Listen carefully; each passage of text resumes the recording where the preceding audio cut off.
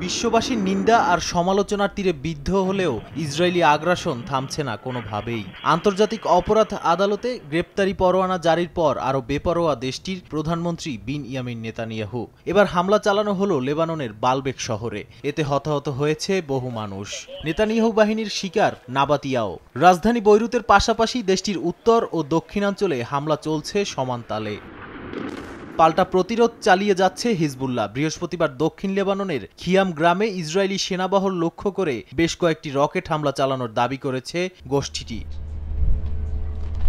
গাজার উত্তরাঞ্চলেও থেমে নেই বোমা হামলা, এতে ঝরছে বহু প্রাণ। শুধু কি উত্তর? দক্ষিণের আল দাহের একটি ফিলিস্তিনি পরিবারের ওপর চালানো হয় নৃশংস হামলা। হামাসের সঙ্গে পাল্টাপাল্টি হামলায় গাজার উত্তরাঞ্চলে এক ইসরায়েলি সেনা প্রাণ হারিয়েছেন বলে জানা গেছে। জরিপ বলছে ইসরায়েলি হামলায় ফিলিস্তিনের পশ্চিম তীরে প্রতিদিন প্রাণ যাচ্ছে ৩ শিশুর। ইয়েমেন থেকে ইসরায়েলে হামলা চালিয়েছে বিদ্রোহী গোষ্ঠী হাউথি, এমন অভিযোগ করে তা প্রতিহতের দাবি করেছে নেতানিয়াহু প্রশাসন। নাদিম মারজান, সময় সংবাদ।